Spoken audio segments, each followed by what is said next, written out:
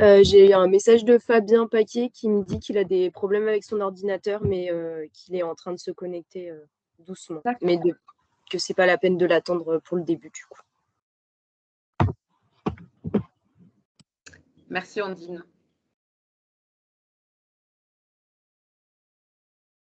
Personne n'a rencontré de soucis de connexion? Pas... Si, mais à cause de l'orage. Ah, il y a beaucoup là c'est hyper orageux et depuis hier soir, moi j'ai de forts problèmes de connexion. Mais ça n'a rien à voir avec le café génial, c'est qu'il y a une cellule orageuse, c'est hyper électrique dans le. Moi j'ai des problèmes de connexion, mais qui n'ont rien à voir. Et je suis peut-être pas la seule dans le cas. Ça pourrait expliquer. Merci Christine.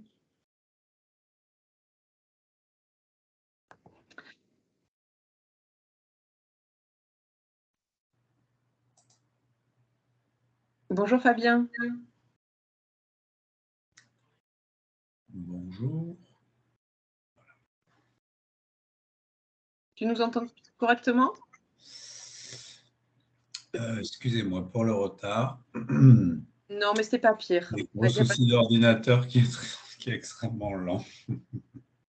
Et on voit qu'il y a un petit décalage, effectivement, avec ton image. La connexion n'a pas l'air très, très bonne. Bon, écoutez, je vous propose qu'on démarre. 9h10, hein, on a laissé le petit, alors pas le petit quart d'heure, mais les petits 10 minutes en fait aux retardataires. J'espère qu'il y en aura qui arriveront en cours de route encore, hein, puisqu'on était quand même bien plus d'inscrits que ça à la base. Donc, on va démarrer assez rapidement pour pas trop prendre de retard. Bienvenue à tous. Donc, c'est notre 16e Café Génial sur la thématique donc, des corridors écologiques et ruptures de corridors aussi, et puis amélioration de la connaissance et moyens de lutte contre ces ruptures de corridors. Donc, je laisserai se présenter ensuite, en début de présentation, nos deux intervenants, Maxime Bello de NEO et Stéphanie Plaga-Leminski de la LPO. Et je vous propose qu'on fasse malgré tout très rapidement un petit tour d'écran en partageant donc 2 mots comme à l'accoutumée sur la notion du sujet du jour, donc la notion de corridor écologique. Alors, je vais départager mon écran et je vous propose du coup de commencer par Cécile.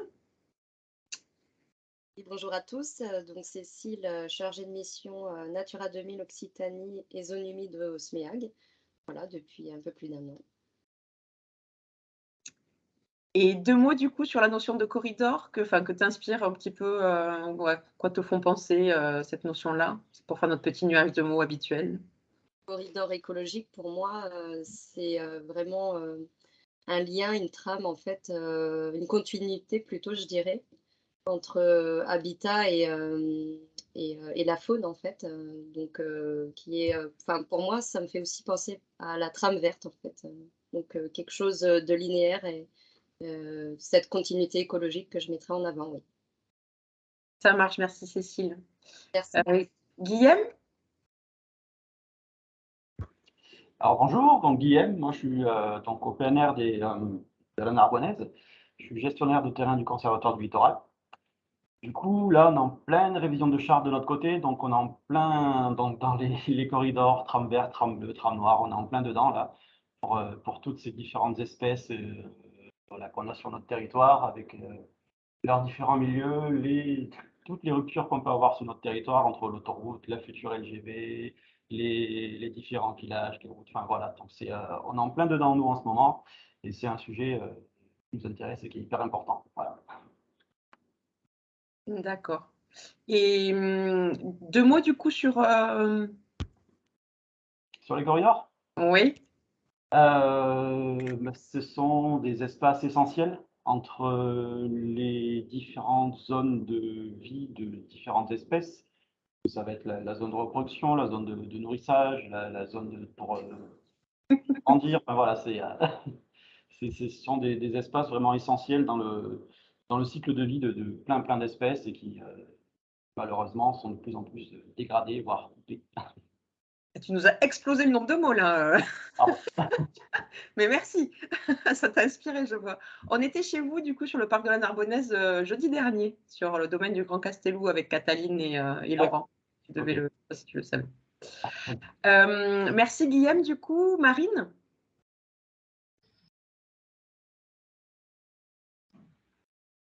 Alors, Oui, ça y est, j'ai du mal à réactiver le micro. Donc, Marine, bonjour à tous. Donc, je me suis présentée tout à l'heure, Marine Fonte. Je suis l'animatrice du site de la Gélise à Albret Communauté dans le 47. Donc, la Gélise qui est dans le Lot-et-Garonne, les Landes et le Gers. C'est pourquoi je suis un petit peu l'ARB Occitanie aussi. Moi, ce webinaire m'intéressait notamment par rapport à la deuxième partie parce qu'on est en train d'élaborer un PLUI là, à l'échelle de la communauté de communes. Et du coup, j'essaye de pousser à ce qu'ils prennent en compte les trams vertes, les trams bleus et de proposer aussi dans le PLUI des aménagements pour le passage de la faune.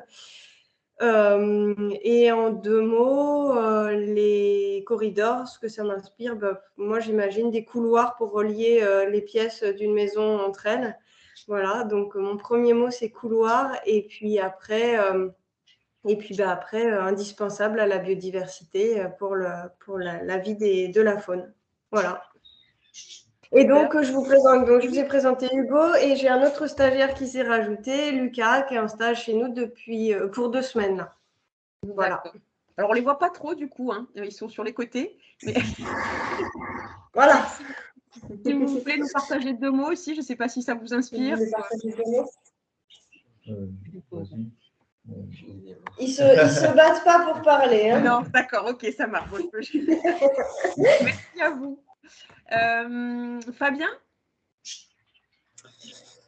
Bonjour à tous, donc, moi, je suis Fabien Paquier, donc chargé de mission tram verte et bleue à l'OFB, et donc je suis en charge du centre de l'animation du centre de ressources à l'échelle nationale. Et donc voilà, bon, on s'est un petit peu incrusté, on va dire, avec Ondine. Je laisserai se présenter à cette réunion, à ce moment d'échange. Donc merci.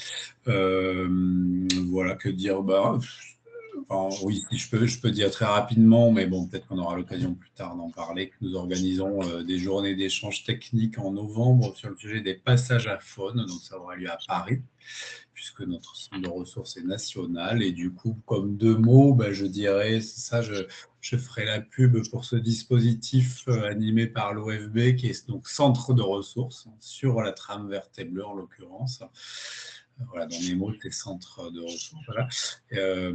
Ouais, donc, il y a vocation à animer à l'échelle nationale la politique tram verte et bleue, donc qui fait référence à l'ensemble des trams écologiques dont a parlé le PNR de la Narbonnaise tout à l'heure, notamment le tram vert, bleu, noir, etc. Voilà. Merci Fabien, c'est du placement de produit, ça presque. Ouais, presque, mais on est un organisme public, donc ça va. N'hésitez pas à mettre du coup dans l'espace d'échange, enfin le chat, là éventuellement s'il y a des liens pour les journées d'échange technique, là s'il y a déjà quelque chose, tu peux le mettre dans le chat pour l'ensemble des participants. D'accord. Merci Fabien. Ondine? Oui, bonjour à tous. Du coup, je travaille avec Fabien au centre de ressources Tram verte et bleue à l'OFB et je travaille plus particulièrement sur les infrastructures de transport et les continuités écologiques. Donc voilà, je trouvais que c'était intéressant de participer à cette journée, comme j'ai déjà participé, enfin à cette matinée, comme j'ai déjà participé à des cafés génial. Là, la thématique était bien dans ma fiche de poste, dans mon sujet, donc c'était intéressant. Et du coup, pour les 2 mots, je vais dire que les continuités écologiques, c'est des connexions entre des réservoirs de biodiversité. Donc voilà, ces 2 mots sont pas mal. Merci Ondine. Et puis j'en profite, vous avez bien fait de venir. Hein, c'est une très bonne idée de vous être incrusté, comme tu disais Fabien. Merci. Il n'y a aucun souci, c'est avec plaisir, au contraire. Et pour terminer, du coup, Christine? Oui, Christine, donc je suis chef du service biodiversité et aménagement durable au conseil départemental de la Haute-Garonne, mais je suis aussi commissaire enquêteur sur le Lot-et-Garonne. Donc moi, les trams verts, l'ensemble des trams m'intéresse soit pour les politiques départementales, puisqu'on a politique espace naturel sensible, politique conservatoire départemental des zones humides et bientôt à plan arbres et forêts. Donc effectivement, on parle de tram régulièrement dans ces politiques-là. Et après, pour moi, le corridor écologique, c'est un lien indispensable pour permettre à la biodiversité de se maintenir, de se développer ou alors de se restaurer, puisqu'on ouvre des portes à de nouvelles installations. Super, merci beaucoup Christine. Stéphanie, je te laisserai te présenter en début de ta présentation tout à l'heure et je vais passer la parole du coup à Maxime pour qu'il se présente aussi et puis pour du coup son intervention sur le programme Chat forestier. Vous m'entendez bien? Très bien. Alors moi je suis Maxime Belot, chargé d'études mammifères chez Nature en Occitanie. Et du coup, je suis en charge du projet sur le chat forestier à l'échelle de la région. Je te laisse partager ton écran du coup, Maxime. On a vu un chat, il n'est pas forestier celui-ci. Ouais, sinon, j'espère qu'il n'a pas trop embêté même.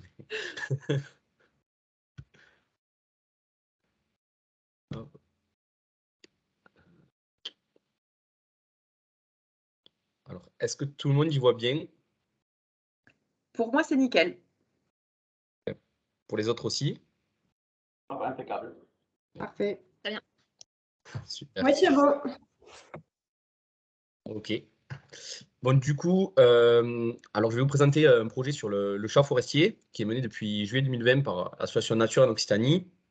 Et je vais me focaliser un petit peu sur tout l'aspect corridor écologique, et notamment les corridors écologiques fonctionnels pour la recolonisation du chat forestier à l'échelle de la région Occitanie. Donc, dans un premier temps, je vais vous présenter un petit peu l'espèce, déjà comment la reconnaître, donc dire deux mots là-dessus, vous présenter les différents objectifs du projet, et ensuite on s'attardera sur tout l'aspect corridor écologique. N'hésitez pas, si vous avez des questions ou s'il y a des mots que vous ne comprenez pas durant ma présentation, à m'interrompre. Et ensuite, je répondrai aux questions plus générales à la fin de ma présentation. Oui, alors juste, je te coupe, je ne l'ai pas précisé, effectivement, il y a un temps après la présentation pour les échanges. Après, effectivement, Maxime, c'est à toi de dire si tu souhaites que les gens posent des questions au fur et à mesure pour que ce soit plus vivant. C'est bien évidemment autorisé aussi, hein, c'est en fonction de ce que tu préfères. Bon. Voilà, c'est surtout s'il y a des mots ou des termes que vous ne saisissez pas, comme ça permet qu'on avance tous ensemble sans qu'un d'entre vous soit perdu. Voilà. Si jamais, n'hésitez pas à m'interrompre. Donc le chat forestier, c'est un félin protégé et autochtone français qu'on reconnaît grâce à différents critères phénotypiques. Donc les critères phénotypiques, c'est les critères, les marques visuelles qu'on peut voir sur son pelage. Donc d'abord, on va voir cette ligne dorsale là bien marquée qui part du début de la queue et qui s'arrête au niveau des épaules. Une queue assez épaisse avec un manchon noir à son extrémité et 1 à 3 anneaux noirs complets qui remontent après le manchon. 4 traits noirs présents sur sa nuque, des rayures sur les pattes avant, donc notamment à l'intérieur des pattes avant. On va retrouver aussi un pelage plutôt uniforme, brun fauve, avec très peu de marbrure. Donc un chat forestier n'aura jamais de blanc, jamais de roux, il sera toujours de ce couleur-là. Il aura l'arrière des pattes noires, et ensuite l'iris des yeux verts et la truffe rose. Donc là, c'est les différents critères de reconnaissance de l'espèce. Pour sa description morphologique, donc c'est une espèce qui va peser en moyenne 3,5 kg pour les femelles et qui peut atteindre 5 kg, voire 6 ou 7 kg pour les gros mâles, qui va mesurer jusqu'à 90 cm de long avec la queue et qui va avoir une hauteur qui avoisine les 40 cm pour une durée de vie comprise entre 8 et 12 ans.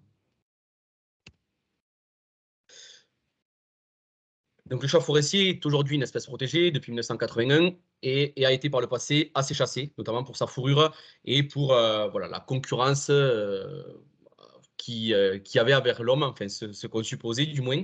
Donc, dans les années 50, il y avait beaucoup de pays européens, y compris la France, qui chassaient l'espèce. Donc, on voit, il y avait jusqu'à 1000 pots qui étaient vendus par an en ex-URSS, 10 600 chats forestiers qui étaient tués en Slovaquie en une année en 1980, et jusqu'à 1000 individus qui étaient prélevés dans le département de la Meuse, donc en Lorraine, pour la France. Alors qu'aujourd'hui, on s'est aperçu que c'est quand même un allié des agriculteurs et qui prédate chaque année jusqu'à 7000 campagnes. Au niveau de son biotope, donc c'est une espèce qui est dite ubiquiste, qui s'adapte un petit peu face aux saisons. On peut la retrouver dans n'importe quel biotope. Donc, au niveau de la mer, on a eu des observations à Bagnoul-sur-Mer, par exemple, à 0 mètres d'altitude, et il va monter jusqu'à 3000 mètres d'altitude. Donc, on l'a photographié sur le massif du Madre, sur les crêtes à 2900 mètres d'altitude, sans souci. Donc, c'est une espèce qui va être présente tant qu'elle trouve de la ressource trophique, donc des micromambres, notamment pour s'alimenter et survivre. Par contre, elle va faire ce qu'on appelle une petite migration, notamment l'hiver. Les chats forestiers présents en haute altitude vont avoir tendance à descendre parce qu'avec la couche de neige assez importante, ils vont avoir du mal à trouver des micro-mammifères pour passer l'hiver. Donc pour sa répartition en France, il faut imaginer que dans les années 1850, l'espèce occupait la quasi-totalité du territoire français. Puis, comme on l'a vu précédemment, elle a été chassée, et notamment pour sa fourrure, et il est resté 2 grands noyaux de population relictuelle. Donc un premier noyau dans l'intégralité du massif pyrénéen, et l'autre noyau sur le quart nord-est de la France, donc sur la Lorraine, les Vosges, le Jura. L'espèce a ensuite été protégée en 81, et puis elle a commencé à recoloniser des nouveaux territoires, notamment grâce à l'utilisation des corridors écologiques, on s'attardera un peu plus tout à l'heure. Et aujourd'hui, on la retrouve dans de nouveaux départements. Donc, l'OFB a confirmé la présence du chat forestier dans l'Hérault en 2020, et Nature en Occitanie a confirmé la présence du chat forestier dans le département du Tarn en 2021. Donc, c'est encore 2 départements qu'on voit là qui ne sont pas allumés en vert. Donc, le Tarn ici et l'Hérault, voilà, juste là. Et on voit que les 2 noyaux relictuels sont en train progressivement de se rejoindre, et donc le chat forestier de recoloniser des territoires où il était présent par le passé. Malgré ça, l'espèce rencontre des obstacles pour sa recolonisation, donc certains obstacles plutôt anthropiques et d'autres qui correspondent plus à des menaces naturelles, notamment avec la prédation via les grands rapaces comme le grand-duc, l'aigle royal ou le renard encore chez les jeunes individus. Donc les collisions routières, c'est vraiment un obstacle majeur pour la recolonisation de l'espèce. Elles arrivent très fréquemment durant la période de rut. Donc pourquoi? Parce que les mâles qui sont très territoriales, arrivé le mois de décembre, janvier, quand le chat forestier commence sa période de rut, les mâles vont avoir tendance à se déplacer pour trouver des femelles pour s'accoupler. Donc aujourd'hui, on sait que les territoires des animaux sont parsemés de voies routières ou d'infrastructures, et donc ils sont contraints à traverser éventuellement des autoroutes ou des routes départementales, nationales, et donc subissent quelquefois les collisions routières. Donc ça, c'est 2 mâles, pour info, récupérés dans le département de l'Aude durant l'hiver 2021-2022. Ensuite, on va voir la fragmentation de son habitat qui est reliée un petit peu aussi aux collisions routières. Donc là, les corridors écologiques ont tout leur sens. Donc si on voit sur l'image de gauche un grand territoire, éventuellement de chats forestiers, qui est traversé par une autoroute. Et donc là, on comprend bien qu'il y a une difficulté pour l'espèce pour se déplacer d'une zone à l'autre, donc de la zone est à ouest. Les populations vont donc être isolées, ça va apporter de la consanguinité, une baisse de diversité génétique. Et les espèces auront du mal à se déplacer pour continuer à chasser ou tout simplement à se reproduire. Et là, on voit sur l'image en bas à droite un chat forestier femelle, donc retrouvé percuté sur l'autoroute A61 au niveau de Carcassonne. Une autre menace, on va retrouver plutôt une menace fantôme, donc hybridation. Je parle de menace fantôme parce que là, on ne voit pas une route qui fragmente un habitat de chat forestier où on ne retrouve pas un individu percuté sur le bas-côté. On voit simplement un chat domestique à droite et un chat forestier à gauche qui partagent vraiment le même territoire. La photo a été prise au même endroit. Et donc, ce qui se passe, c'est qu'aujourd'hui, avec l'augmentation du chat domestique dans tous les foyers des Français, on retrouve des individus qui sont en pleine nature, en forêt, et qui sont non stérilisés. Et donc, ils ont tendance à s'hybrider avec le chat forestier, avec notre espèce autochtone, et à offrir une descendance qui est fertile. Et donc, peu à peu, on perd notre vraie souche de chats forestiers et on tombe sur une population qui est hybride. Donc voici une illustration là, de chat forestier. Ça correspond à un hybride de première génération. Donc celui-ci a été analysé en laboratoire. Donc on retrouve quelques critères phénotypiques du chat forestier, notamment le manchon noir là, à l'extrémité de la queue, mais qui est composé d'une petite pointe blanche. Donc là, c'est vraiment un signe d'hybridation. Un pelage qui est plutôt marbré, avec une ligne dorsale qui est présente, mais on voit une pseudo-ligne là, parallèle à cette ligne dorsale. Donc il y a vraiment un mélange de critères phénotypiques à la fois de chat domestique et à la fois de chats forestiers. Donc en juillet 2020, Nature en Occitanie a déposé un projet auprès de la région Occitanie sur un appel à projet amélioration de la connaissance de la biodiversité. Donc on a déposé un projet intitulé Le chat forestier au service de la conservation des forêts des Pyrénées et de la montagne noire en Occitanie. On a été lauréat au printemps 2021 et c'est un projet qui va s'échelonner jusqu'à la fin 2023. Donc à travers cette étude, plusieurs objectifs. D'abord, on voulait réaliser une cartographie précise de l'espèce en montagne noire. Donc la montagne noire, je vous présenterai un petit peu. C'est un massif qui est compris entre le département du Tarn et de l'Aude. C'est l'extrême sud du massif central. Et jusqu'à présent, on avait quelques témoignages, quelques données, mais sans preuve de chats forestiers. Donc, on voulait un petit peu éclaircir cette population, savoir d'où elle arrivait. Est-ce qu'elle arrivait du quart nord-est, donc de la population lorraine, ou plutôt qu'elle remontait depuis le massif pyrénéen. On a également déposé comme objectif de cartographier l'espèce de manière précise dans la région Occitanie, c'est-à-dire vraiment effectuer une carte de répartition de l'espèce au sein de chaque département d'Occitanie, mais avec derrière une preuve génétique. Donc aujourd'hui, on a des données de chats forestiers, mais qui sont quelquefois douteuses. Les gens alimentent les bases de données avec des fois une observation d'un chat tigré qui correspond à, finalement, à un chat domestique ou un chat arrêt. Et tant qu'on n'a pas vraiment d'analyse génétique à la clé, on ne peut pas affirmer qu'il s'agisse de chats forestiers, parce qu'on peut très bien avoir un hybride qui a la robe d'un chat forestier. Dans un second temps, on voulait évaluer le taux d'hybridation qu'il y avait entre le chat domestique et le chat forestier à travers les différents départements d'Occitanie.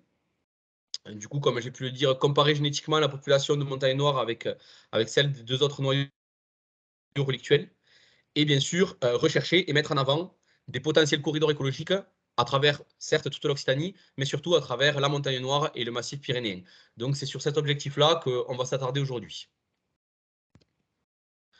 Donc, pour rappel, donc le massif de la Montagne Noire est situé à l'extrême sud du massif central, compris entre les communes de Castres au nord, Carcassonne à l'est et Castelnaudary à l'ouest. Donc, on a déposé dans un premier temps un petit protocole sur le massif de la Montagne Noire, dans lesquels on est venu sélectionner 20 mailles. Et dans chacune des mailles, on est venu mettre en place un piège photographique couplé à un piège à poil. Donc, le piège à poil, pourquoi? Pour que les chats forestiers soient attirés grâce à de la racine de valériane qu'on venait amender sur les brosses, qui se frottent et qu'on puisse récupérer du matériel génétique sur ces brosses à poil.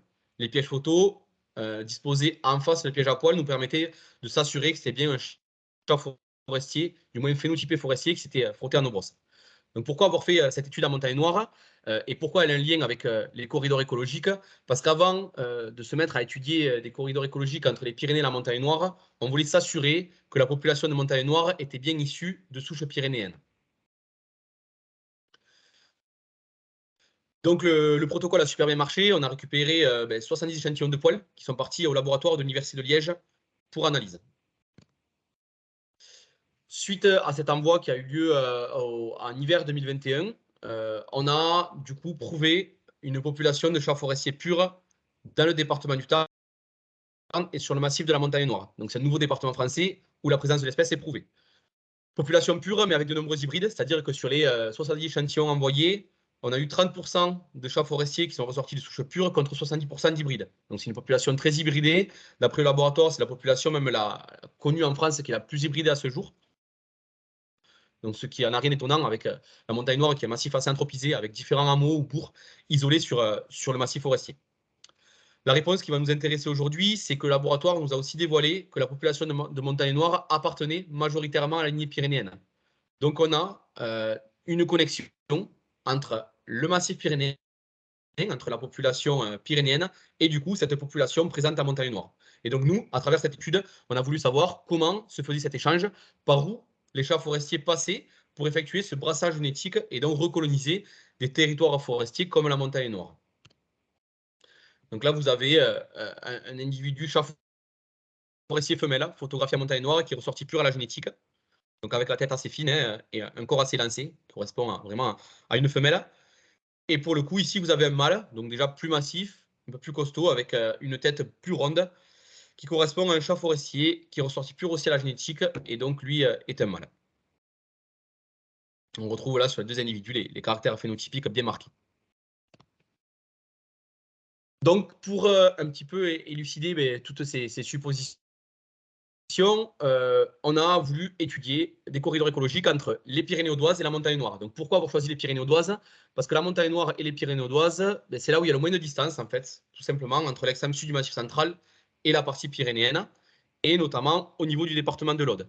En bas, là, vous avez un petit schéma représentant le département de l'Aude.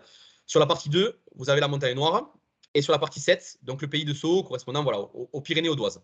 Et on voit que l'Aude, en fait, est la zone qui représente à son nord la montagne noire et à son sud les Pyrénées. Et on voit qu'il y a très peu de kilomètres, enfin très peu, une cinquantaine de kilomètres entre les deux entités géographiques. Le département de l'Aude est traversé par l'A61, donc qui passe au niveau de la zone 1, entre la zone 3 et 4, au sud de la zone 8 et qui rejoint la zone 10. Donc là, pareil, l'A61, est-ce un obstacle ou pas pour l'espèce? Comment le chat forestier fait-il pour transiter entre la montagne noire et les Pyrénées, malgré la présence de l'autoroute? Donc pour ça, on a eu, durant 6 mois, un stagiaire de Master 2 qui nous a modélisé des chemins de moindre coût utilisés par le chat forestier entre les Pyrénées audoises et la montagne noire. Donc comment ce petit modèle a été conçu? Donc d'abord, on a choisi des zones où c'est que le chat forestier était présent, était noté. Donc on avait bien sûr tout le massif de la montagne noire, là où on avait fait la première phase de l'étude. On avait quelques points isolés, notamment sur la Malepère, là, vous voyez, au sud de la 61, sur le Razès, encore plus au sud, limite avec le plateau de Sceaux et les Pyrénées audoises, et également sur les Corbières. Donc on est parti de ces données, on a sélectionné les différents habitats du chat forestier, et le stagiaire a attribué une note la plus basse quand l'habitat se rapprochait à celui du chat forestier, et une note la plus haute quand il s'agissait de bâtis, de vignes, des habitats finalement qui ne correspondaient pas trop à l'espèce. Et à partir de ça, il a fait tourner un petit logiciel, le logiciel Grafab, et on en est arrivé à avoir deux chemins de moindre coût. Donc un premier corridor là à l'ouest qui transite depuis le pays de Sceaux, le Razès, la Malepère et qui rejoint la montagne noire depuis la Cabardès. Et un autre chemin de moindre coût plus à l'est qui part des Corbières et qui rejoint le Minervois puis la montagne noire. Donc on avait deux potentiels corridors écologiques qui transitaient à travers le département de l'Aude et qui faisaient l'échange entre les Pyrénées audoises et le massif de la montagne noire. Malgré ça, comme je pu vous le dire, deux obstacles majeurs, l'autoroute ainsi que les continuités boisées, peu présentes en fait, entre, vous voyez, au niveau vraiment entre le sud et le nord de l'autoroute, là on voit qu'on n'a pas du tout de paysage boisé, et en fait il s'agit d'un paysage viticole. Donc là ça correspond un petit peu aux vignes qu'on retrouve entre Carcassonne et Castelnaudary. Donc pour essayer de prouver ces chemins de moindre coût, on a mis en place, un petit peu comme on l'avait fait en montagne noire, différentes mailles d'études, différents quadras, de part et d'autre de l'autoroute. Donc vous voyez, à l'ouest, on a deux premiers quadras, donc un au nord de l'autoroute qui correspond à la partie Cabardès et l'autre au sud qui correspond à la Malepère. À l'est, on a aussi deux autres quadras, un qui correspond au Minervois au nord et l'autre au Corbières au sud. Le but était de récupérer du matériel génétique chaque fois de part et d'autre de l'autoroute et du coup comparer ce matériel génétique, voir si on retrouvait encore une fois une similarité entre les deux quadras, c'est-à-dire entre le nord et le sud de l'autoroute, et donc du coup voir si l'autoroute était un frein ou pas pour l'espèce. En plus de ça, on a équipé 4 passages à faune non dédiés, parce qu'on n'a pas de passage à faune aérien sur cette partie-là de la 61. On a uniquement des passages à faune plutôt souterrains, donc qui correspondent souvent à des cours d'eau ou des buses. Donc 2 dans le corridor compris à l'ouest et 2 autres dans le corridor compris à l'est. Donc là, il n'y en a qu'un qui est représenté par les triangles bleus, mais on avait bien 2 et 2 de part et d'autre de chaque corridor. Donc on a mené toute cette étude durant l'hiver 2021-2022. Et on a eu de super résultats, c'est-à-dire qu'on a recapté du chat forestier à travers ces différentes mailles, et notamment à travers un corridor écologique qui nous a paru fonctionnel. Donc là, on retrouve ce chat forestier donc, pris en photo dans les Corbières, celui-ci pris en photo plutôt sur la Malepère, donc des individus assez bien phénotypés pour lesquels on a pu récupérer des échantillons de poils.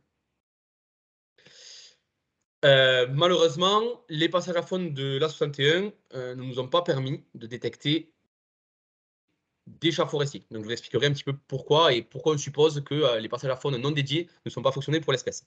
Cependant, on a récupéré cet individu percuter sur la 61 au niveau d'Alérac.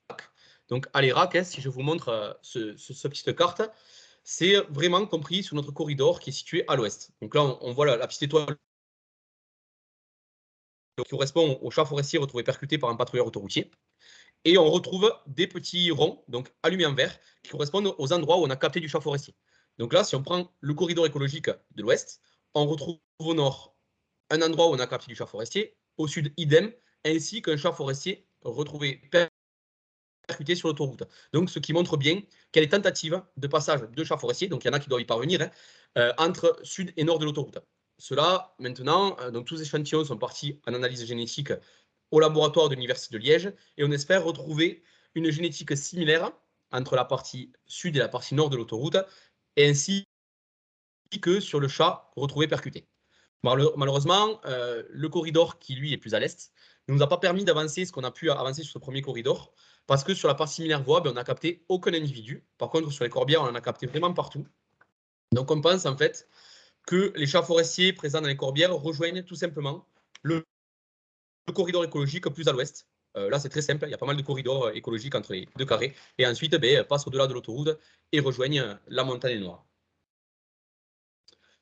Alors, si on reprend cette partie-là, le corridor écologique plus à l'ouest, donc on retrouve ici la commune d'Alzone. Donc la commune d'Alzone, elle est située vraiment au nord de l'autoroute, et on retrouve surtout des corridors écologiques correspondant à deux ripisylves, donc au ruisseau du Lampi ici et au ruisseau de la Vernassonne, qui permettent la connexion entre l'autoroute A61 et la montagne noire.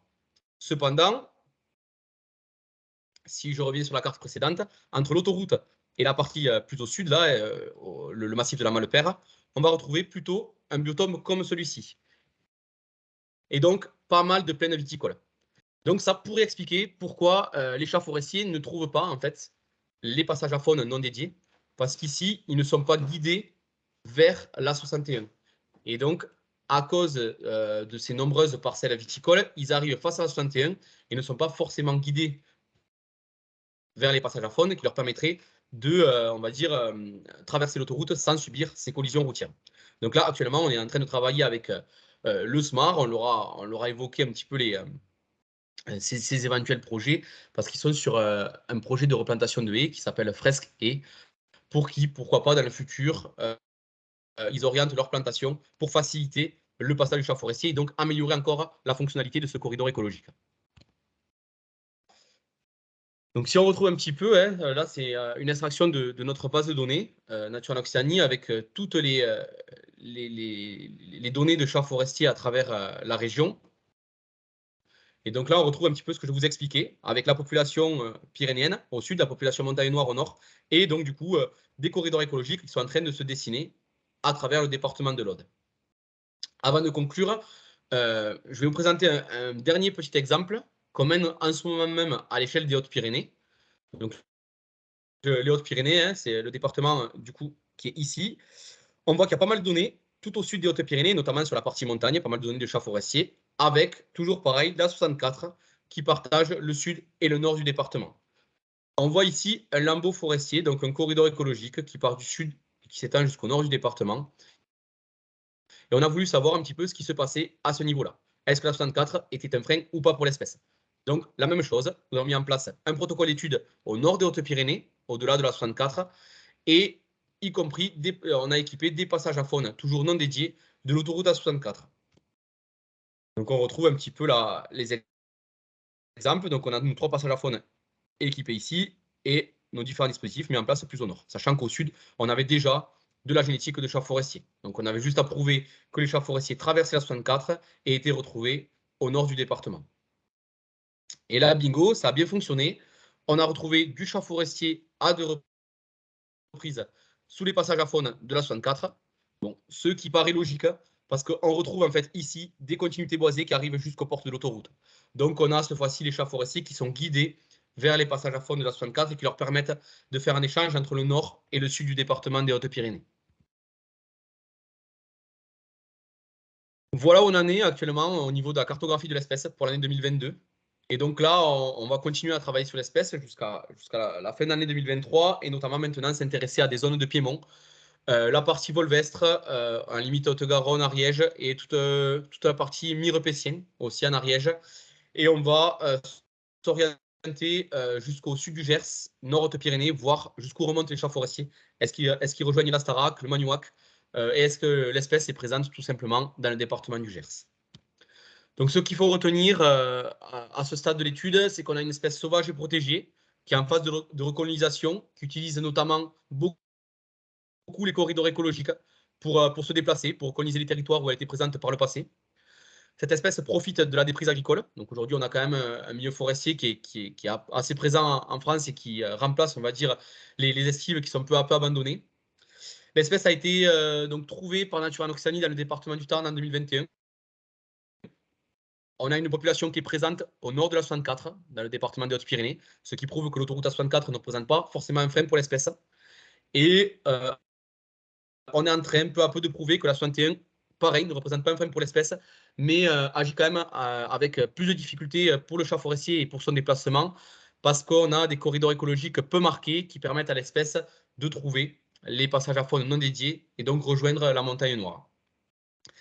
L'espèce subit malgré tout de nombreuses menaces anthropiques, et notamment l'hybridation, les collisions routières. Mais pour enrayer tout cela, il y a des solutions qui existent.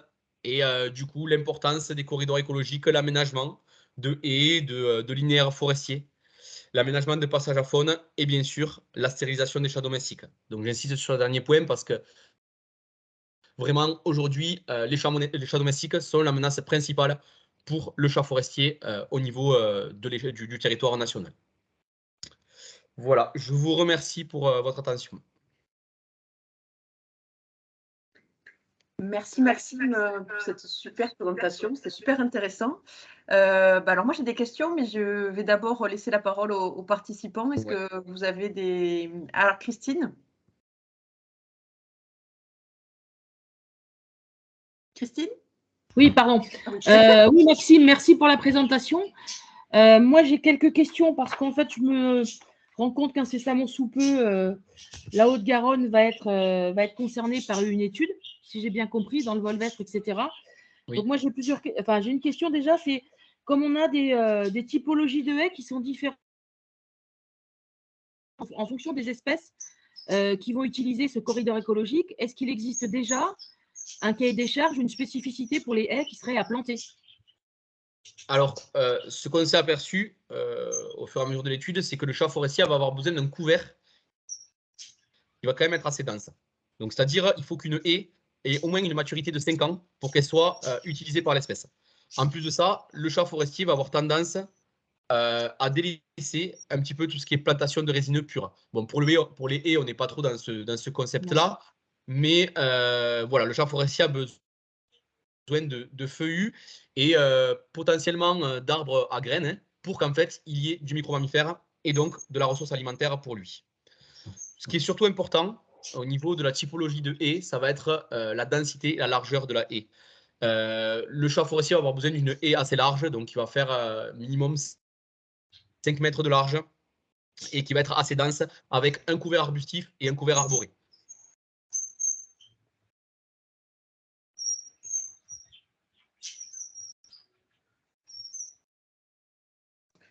Christine, oui, ça a répondu à ta première question. Tu en avais une autre?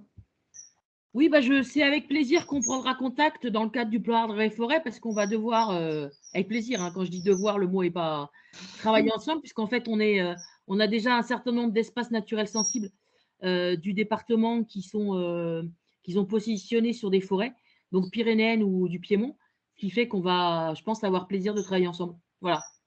Super, très bien. Est-ce qu'il y a d'autres questions pour Maxime? Frédéric? Oui, bonjour. Vous m'entendez?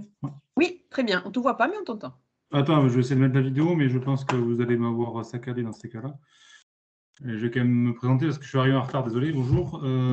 J'ai une question là par rapport. Donc, moi, je travaille dans les Hautes-Pyrénées, et donc forcément, que quand tu as parlé de A64, ça m'a un peu plus intéressé, interpellé. Oui. Tu as parlé de photos en fait, de chats forestiers pris au nord de l'A64. Oui. Cette information-là ne va pas te confirmer le fait que tu aies une perméabilité de l'autoroute. Ça va simplement te dire que tu as du chat au nord de l'autoroute.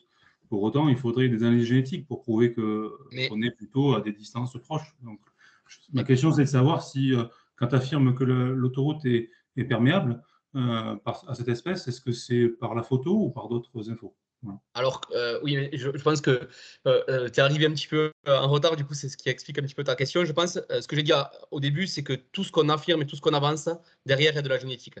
Sinon, je n'avance pas.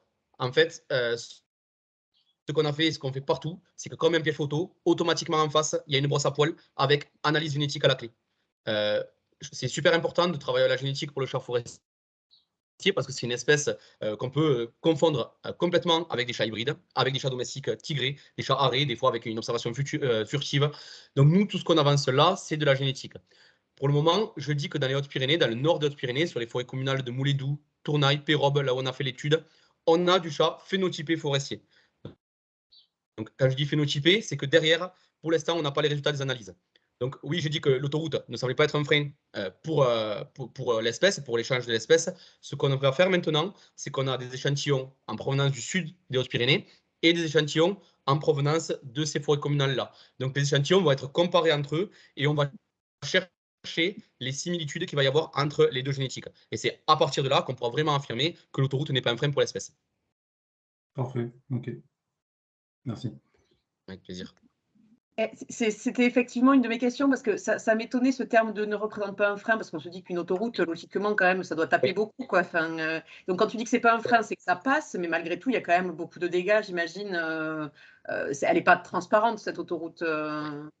Alors, nous, ce qu'on a fait aussi dans le cadre de ce projet, c'est qu'on a beaucoup échangé avec Vinci Autoroute, et notamment avec les patrouilleurs autoroutiers qu'on a formés sur l'espèce et sur la reconnaissance de l'espèce. Et donc, lorsqu'il y avait un animal qui était signalé, il faisait vachement attention si on était sur du chat forestier ou pas. Dans ces cas-là, il nous conservait le cadavre, comme ça a été le cas pour la 61, pour que nous, ensuite, on puisse réaliser des analyses.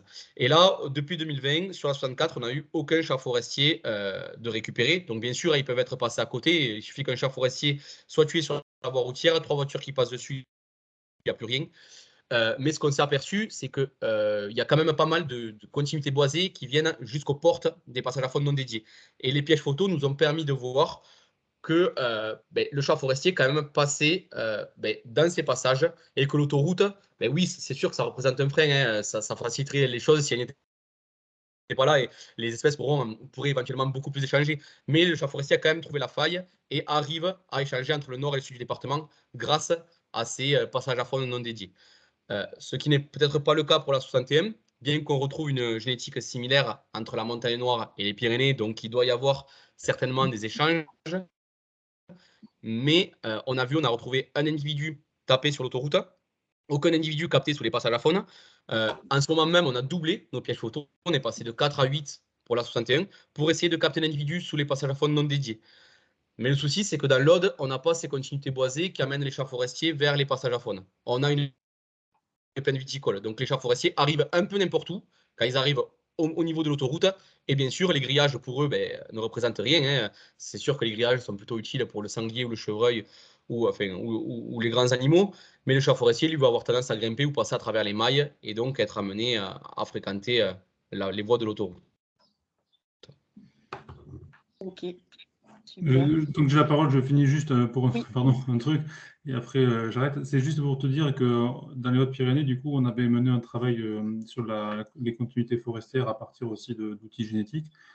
C'était au-delà, moi je travaille pour une réserve naturelle, mais c'était au-delà de ça, c'était de la vallée d'Aspe jusqu'à la vallée d'Or.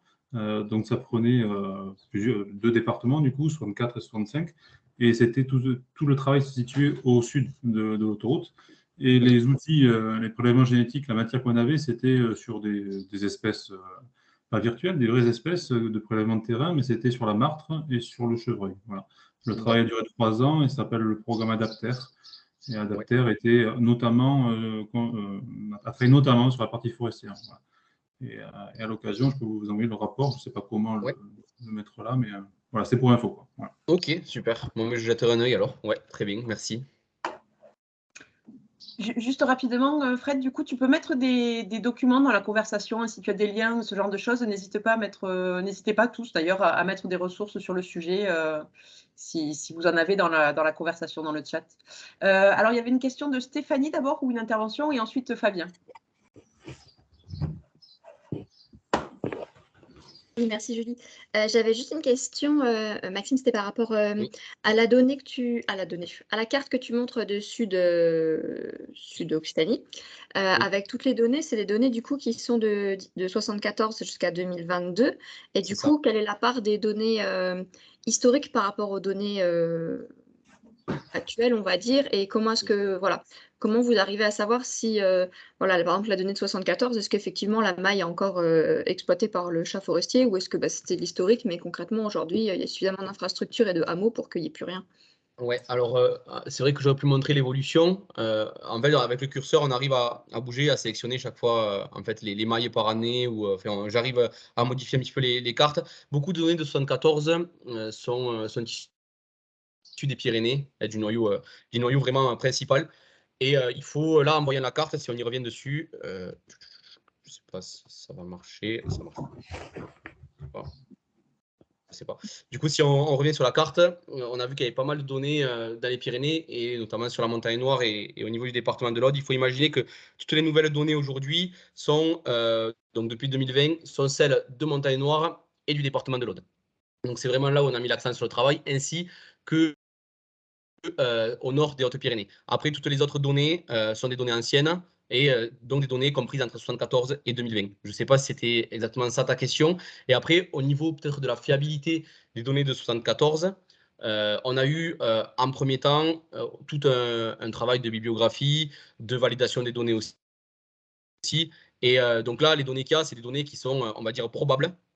Et tout ce qui est données un petit peu erronées ne sont pas représentées sur cette carte-là. Voilà, je ne sais pas si je réponds un petit peu à ta question, ou si c'était autre chose que tu attendais.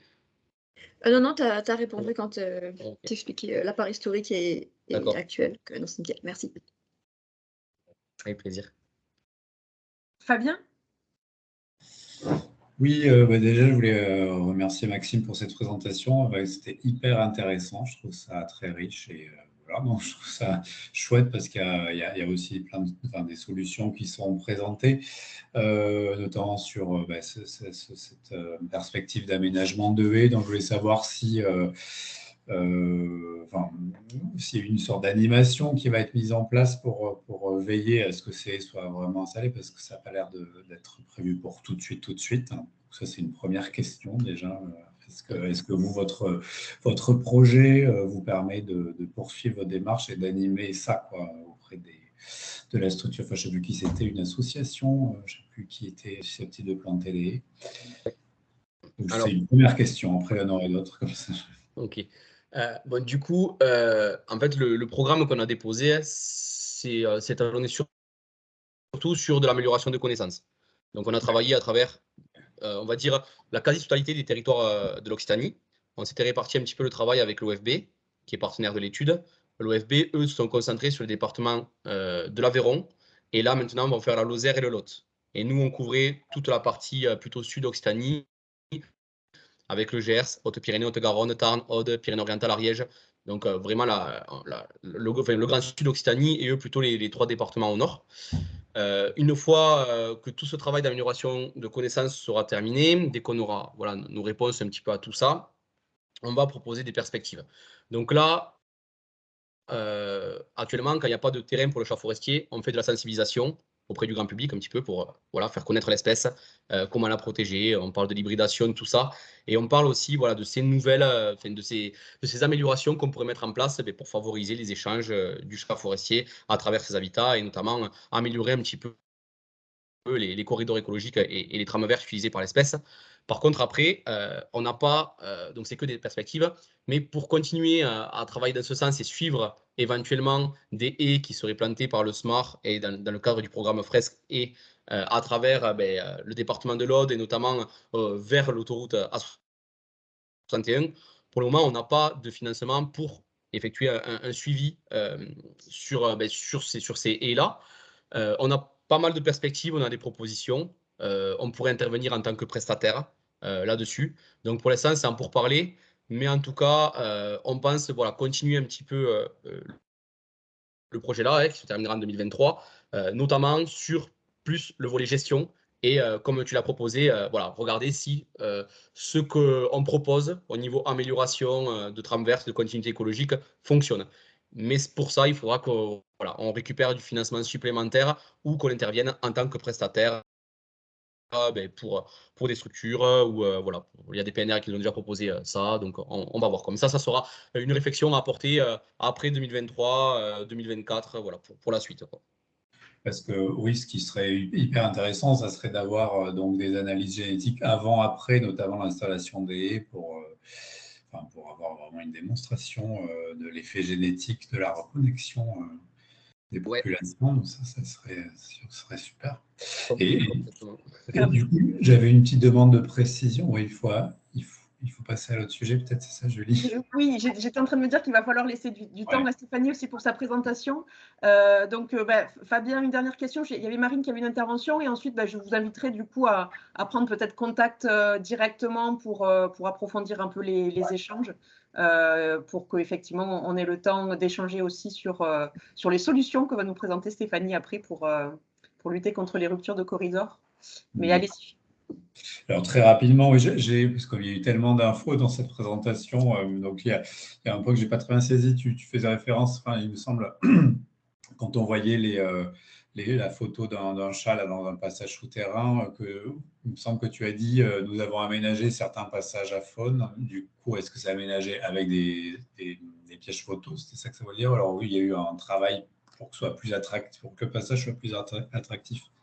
Ah non, peut-être que je me suis mal exprimé, mais on n'a pas aménagé, on a amené des pièges photos sous les passages à faune. Après, par contre, il y a une sélection qui a été faite au niveau des passages à faune. C'est-à-dire, on a choisi les passages avec, des fois un petit muret. Les chats forestiers adorent se promener en hauteur, ou avec un sol assez sablonneux où on pouvait voir des traces d'éventuels félins ou d'autres espèces. Vraiment, on a fait une sélection avec les passages à faune qui nous paraissaient les plus attractifs pour la faune sauvage. Merci. Avec plaisir. Marine, tu voulais intervenir et ensuite on passe à la présentation de Stéphanie. Oui, rapidement, c'était, bon, tu as déjà répondu en partie. C'était pour savoir par rapport à la stérilisation du chat domestique, est-ce qu'il y a des actions de sensibilisation à grande échelle, notamment là où il y a du chat forestier dont la présence est prouvée, auprès du grand public, auprès des vétérinaires, des communes? Enfin, est-ce qu'il y a des actions qui sont faites ou éventuellement des subventions pour les ménages qui n'auraient pas assez de moyens pour stériliser leur chat? Enfin, voilà, des choses comme ça. Alors, c'est ce qu'on fait là depuis le mois de mars 2022. Donc là, j'interviens vraiment dans pas mal de communes à l'échelle de l'Occitanie. Donc, j'ai déjà fait une dizaine d'interventions et on sensibilise le grand public là-dessus. Et on a même édité donc, un flyer, là, donc celui-ci que vous voyez, qui présente un petit peu l'espèce et les méthodes à apporter pour la préserver, donc notamment stériliser les chats domestiques. Ces flyers sont distribués à des cabinets vétérinaires, à du grand public. On essaie vraiment de mettre l'accent sur la sensibilisation cette année-là. Donc, on avait vraiment une partie du projet axée sur la sensibilisation. C'est ce qu'on met en avant là, depuis le mois de mars 2022 et jusqu'au mois d'octobre 2022. Après, c'est sûr que pour être efficace, souvent les gens disent c'est un coût quand même, il y a l'opération d'un chat domestique, il y a un coût financier. Si on prend par exemple l'exemple de l'Écosse, qui avait plus de chats forestiers du tout, qui avait que des hybrides, ils sont en train de réintroduire, eux, du chat forestier pur sur leur territoire. Et dans le programme, il y a toute une part de financement qui donne aux citoyens pour stériliser les chats domestiques. Nous, on n'en est pas là et c'est bien dommage parce que pour moi, c'est quand même une solution, financer la stérilisation des chats domestiques des citoyens. Ça peut-être permettrait de faciliter un petit peu les choses et d'éviter cette hybridation-là. Merci Maxime. Et très rapidement, il me semble que, mais peut-être on y reviendra, où tu pourras envoyer peut-être un petit lien ou quelque chose. Tu voulais peut-être lancer aussi un petit appel à contribution pour, par rapport alors voilà, pas aux inventaires, mais pour mettre en place le protocole assez simple dont tu parlais tout à l'heure avec la Valériane pour pour essayer de capter sur d'autres secteurs de l'Occitanie éventuellement. Mais voilà, en 2 mots, et puis ensuite on pourra Ouais, peut-être oui. information. Ok, bon, je termine là-dessus. Voilà, donc juste pour compléter, nous on s'attardait à quelques territoires d'Occitanie. On n'a pas, on n'est pas allé sur les territoires de réserve naturelle, par exemple, parce que souvent on sait qu'on a pas mal de réserves naturelles sur la partie Pyrénées. Donc nous, ça nous intéressait pas d'aller sur la partie montagne. On sait qu'on a du chat forestier pur, on sait qu'il y a très peu même d'hybridation sur la partie Pyrénées, mais sous forme de volontariat et pour des structures qui le souhaitent, il est possible de mettre en place des pièges photos et des brosses à poils, donc avec, en respectant le protocole qu'on a mis en place pour essayer éventuellement de capter des échantillons de chats forestiers sur leur territoire et de continuer un petit peu à améliorer les connaissances de l'espèce à l'échelle de l'Occitanie. Donc voilà, c'est une possibilité et c'est pour ça que voilà, s'il y a des volontaires, c'est avec plaisir que je peux guider un petit peu les volontaires là-dessus pour essayer d'agir sur des territoires où certes on sait qu'il y a du chat forestier, mais pour les territoires pour lesquels on n'a pas d'échantillons génétiques à la clé. Voilà. Super, merci Maxime. Donc du coup, dans ces cas-là, s'il y a des gens qui sont intéressés, vous pouvez revenir vers Maxime, vous avez son adresse ou vers moi éventuellement, je ferai le lien. Et puis voilà, si on a un certain nombre de personnes, un groupe assez important, on pourra éventuellement faire une petite visio pour complément, pour avoir justement un peu les explications précises par rapport au protocole, etc., pour mettre ça en œuvre par les gestionnaires d'Occitanie. En tout cas, merci beaucoup Maxime pour cette présentation, c'était vraiment super intéressant. Et voilà, on va quand même passer à la présentation d'après, donc du coup sur les mesures alternatives pour réduire la mortalité routière. Et donc Stéphanie, je te laisse partager ton écran et je te laisse la parole et te présenter. Merci beaucoup. Merci Julie. Alors je partage en espérant que ce coup-ci ça marche. Je compte sur vous pour me dire.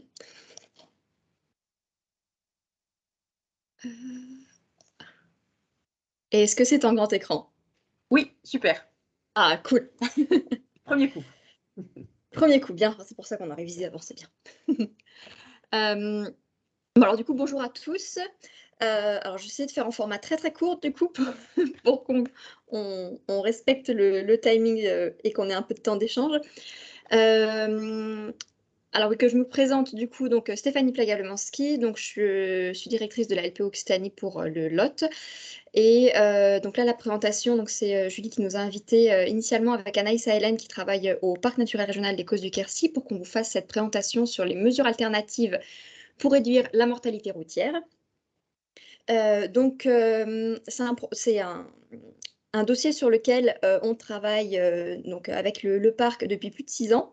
Donc voilà, j'ai essayé de vous faire un méga condensé pour tenir en 10 minutes des différentes actions. Donc ça va vraiment être, on va dire, on va jamais rentrer dans le détail, quoi. C'est vraiment vous donner les éléments les plus importants, les éléments clés, quelques témoignages, etc. Et après, bon, dans la partie discussion, n'hésitez surtout pas à poser des questions. Et comme Maxime le disait, si dans la présentation, il y a des mots que vous avez, voilà, des choses que vous ne comprenez pas sur le coup, n'hésitez pas à m'interrompre, il n'y a aucun souci. Et ben c'est parti. Donc du coup, ces mesures alternatives du coup pour réduire la mortalité routière, c'est une action donc qu'on mène, comme je disais, depuis maintenant 6 ans, dans le cadre du contrat restauration biodiversité qui est mené par le Parc naturel régional des Causses du Quercy et donc financé par la région et l'Europe Avial FEDER. Qui a été réalisé en 2 volets, un premier volet 2016-2017, puis un second 2018-2022. Donc là, le programme se termine à la fin du mois. Dont l'objectif général, en fait, est de restaurer les continuités écologiques au sein du parc naturel régional des Causses du Quercy, donc situé dans le Lot. Au cours du premier volet, on a vraiment, 2016-2017, vu qu'il fallait axer toute une partie sur la mortalité routière et comment, en fait, trouver des solutions. Pas forcément, parce que tout de suite, quand on parle de solutions contre la mortalité routière, on pense à des écoducs, à des écoponts, parfois à des choses qui sont très chères, puis on n'a pas toujours les financements qui vont avec. Donc, trouver toutes des mesures, en fait, pour savoir comment faire sans forcément avoir un budget de fou qui va à côté et commencer à agir pour réduire cette mortalité. Donc, la première étape qu'on avait réalisé, c'était de faire une cartographie des zones à risque de collision routière pour la faune sauvage. Là, vous avez une carte du Lot avec donc le parc qui est oui, ma souris, là, qui est en vert clair, et toutes les données de collision qu'on a pu collecter. Alors, quand je parle des données de collision, c'était des données. Donc, on a contacté tous les partenaires à l'échelle du département. Et de la région pour ceux qui travaillaient aussi dans notre département. Et on a pu ainsi collecter les données de tout le monde pour pouvoir les bancariser et les mettre tout ensemble sur une carte. Donc on avait donc les données de la LPO forcément, les données de l'OFB via les carnets petits carnivores et la base de données qu'ils avaient BD Biodiv, donc, qui sont des anciennes données. Le département du Lot qui lui aussi nous a fourni pas mal de données et qui a mis en place depuis 2015 via ce projet-là, des formations des agents en fait pour qu'ils puissent vraiment, quand ils collectent les animaux morts sur les routes, savoir ce que c'est et puis bien renseigner les données, les géolocaliser pour que derrière nous, ça nous puisse nous servir pour mettre en place des choses.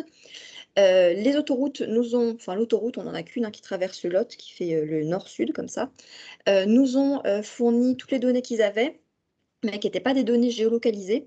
Donc c'était entre la sortie X et la sortie Y, on a trouvé un chevreuil et un chat domestique par exemple, mais donc du coup c'était pas du tout géolocalisé, donc pas exploitable.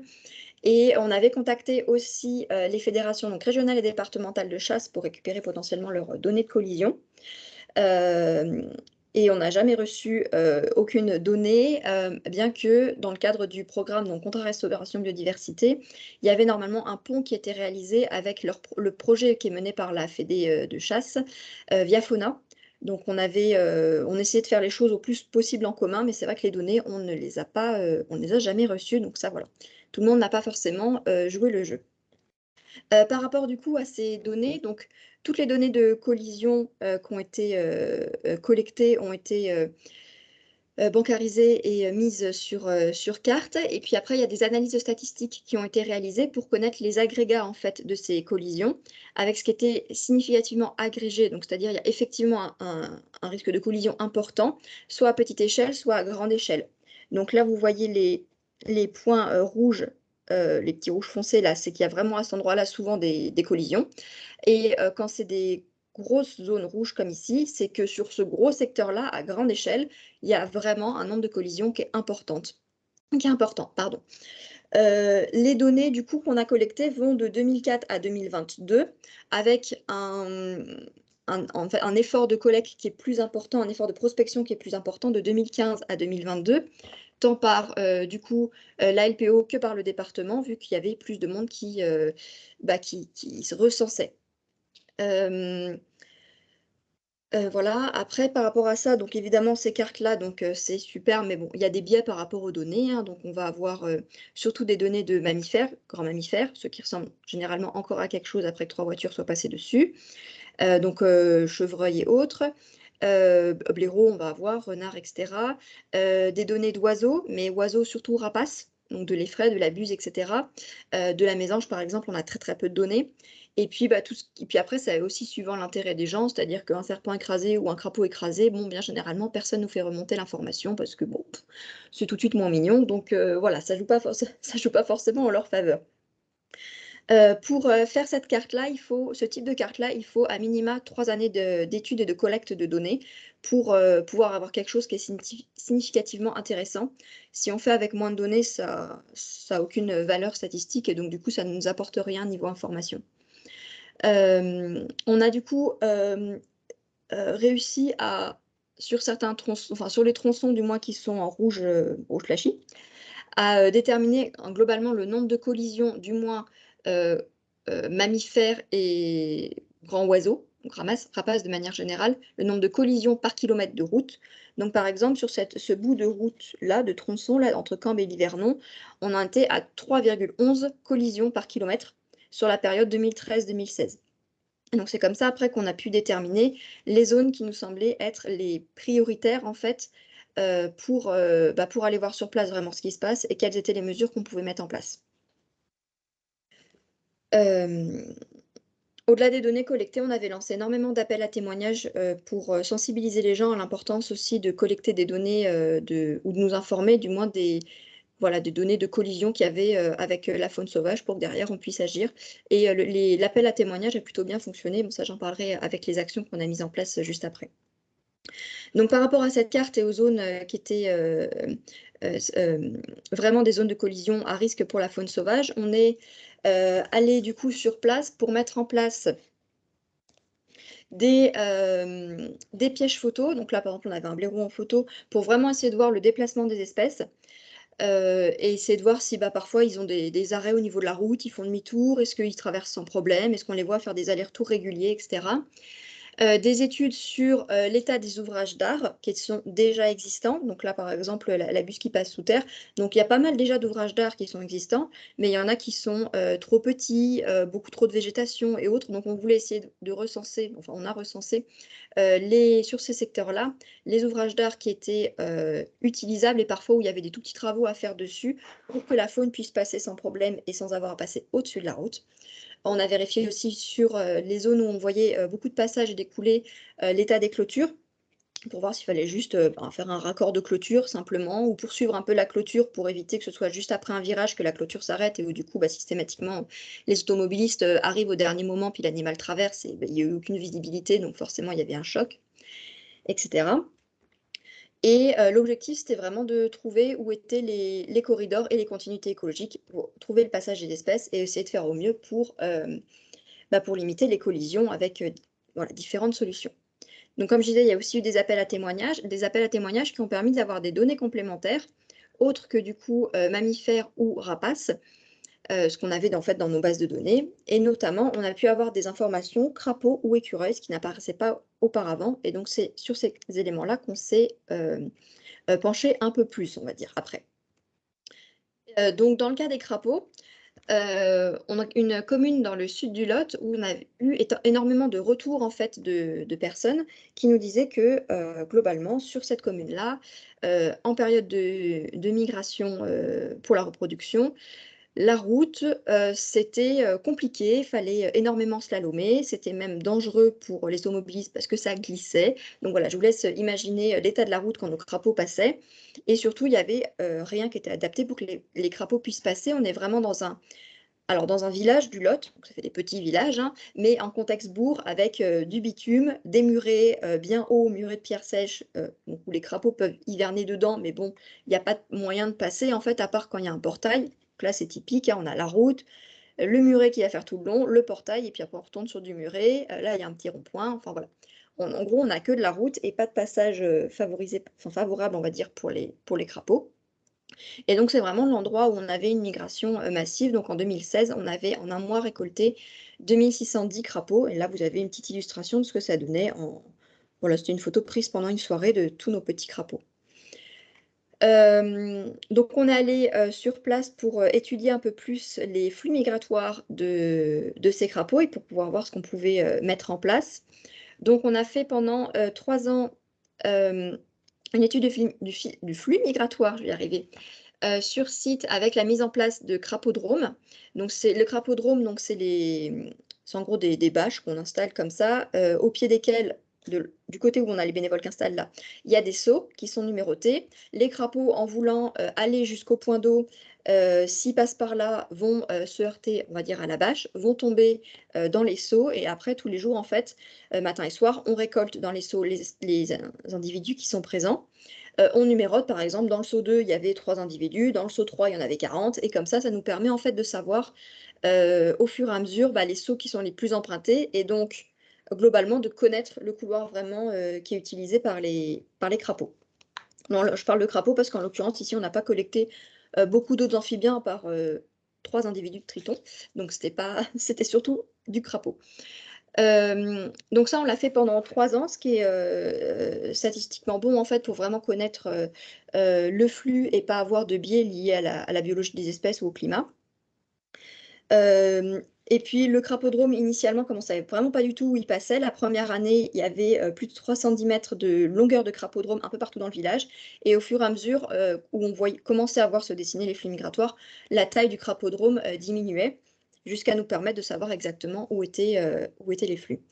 Dans le même temps, on a fait énormément de sensibilisation, alors avec de la signalisation en période de migration via la pose de panneaux routiers, l'animation vers les grands publics ou les scolaires, des rendez-vous avec les élus pour bien voir ce qu'on pouvait mettre en place, des réunions publiques pour que tout le monde soit bien au courant de ce qui se passait et comprenne ce qu'il en était, et de la sensibilisation des agents des routes, donc pour qu'eux aussi puissent agir quand on les contactait, puisque généralement, quand il se passe quelque chose sur une départementale, on appelle en priorité les agents des routes.